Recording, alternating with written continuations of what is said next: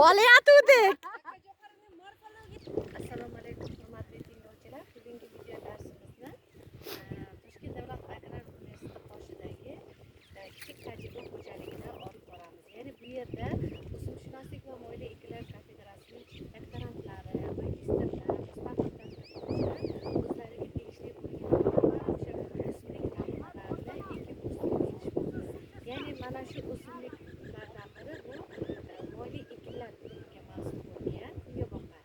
Ya'ni kungaboqar o'simligiga keladigan bo'lsak, ahamiyati asosan hozirgi kunda juda ham katta ahamiyatga ega. Birinchi o'rinda respublikamizda aholi sonining ortib borishi sababli kungaboqar moyiga bo'lgan talab juda ham ortib boryapti. Shuning uchun ham respublikada juda ham mo'yla ekinlarni yer maydonlarini kengaytirib, ya'ni birinchi o'rinda kungaboqar katta yer maydonlarini tashkil etadi. Ya'ni bu o'simligimiz juda ham chiroyli, tiniq oq sariq rangga ega bo'lgan moy. Moyning tarkibida esa o'sha inson organizmi uchun kerakli bo'lgan juda ham o'sha vitaminlarga boyligi bilan ajralib turadi. Endi o'simlik, kungaboqar o'simligiga keladigan bo'lsak, asosan bu kungaboqar 3 ta guruhga bo'linadi. Ya'ni bular o'sha donining kattaligi hamda tuzilishi bo'yicha. Ya'ni birinchi o'rinda mo'yli kungaboqar, chaqaladigan kungaboqar hamda o'sha oraliq kungaboqar. Bu yerda ko'rib turganimiz bu mo'yli kungaboqar hisoblanadi. Ya'ni mo'yli kungaboqarni Dilbar, Rodnik, Navruz, Jahongir, mana Rossiyadan yangi keltirilgan navlarimiz bor, Skormas, Buzuruq, Vinuk degan navlarimiz bor. Bular ham hozirgi kunda ular Toshkent viloyatining kichik o'z tuproqlariga, o'sha tipik o'z tuproqlariga moslashtirilib tajriba olib borilmoqda. Ya'ni mana shu kungaboqar o'simligimiz o'sha asosan birinchi o'rinda ildiz qismiga keladigan bo'lsak, ildizi o'qildiz tizimga ega, ya'ni 2-3 metr chuqurlikkacha kirib boradi o'simligimiz. Ya'ni bu o'simlikni asosiy ekin sifatida biz o'sha 1-apreldan boshlab ekishimiz mumkin. Ya'ni bu o'simlikning ildizi asosan ahamiyatli tarafi o'sha o't qopidagi toshlarni, tuzlarni haydashda juda ham farmatsevtikadan katta ahamiyatga ega. Endi kungaboqarni o'sha umumiy ko'rinishiga keladigan bo'lsak, asosan bu o'simligimiz 1 yillik ekin, ya'ni tik o'suvchi o'simlik hisoblanadi. O'simligimiz o'sha turlariga qarab qoyaning balandligi 2 metrdan 3 metrgacha balandlikda o'sadi.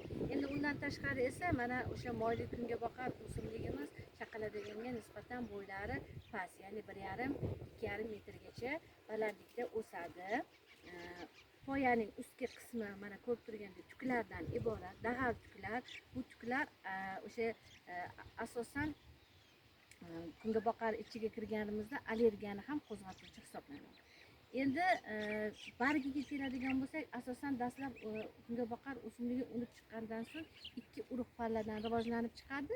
Sekin astalik bilan barglari ketma-ketlikda juft holatda 3-4 ta barg shakllanguncha juft holatda bo'ladi. Keyin sekin astalik bilan bular ketma-ketlikda rivojlanib boradi.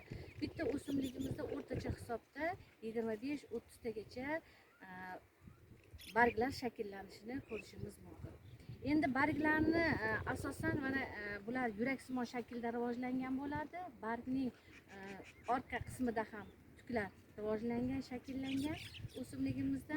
Bu barglar asosan mana shu o'simlikda eng yirik bo'lgan barglar qoyaning o'rta qismida shakllanib rivojlanadi. Undan tashqari esa mana shu barglarni tugallovchi qismi bu qoyaning yuqori qismidagi o'sha savat shakllanganda orqa qismida joylashgan bo'ladi. Ular juda ham mayda kichkina barglarni tashkil etadi. Endi bularda kungaboqarda asosan tub gullari savatcha hisoblanadi. Mana shu savatcha bu savatchada ham kuzatishimiz mumkin.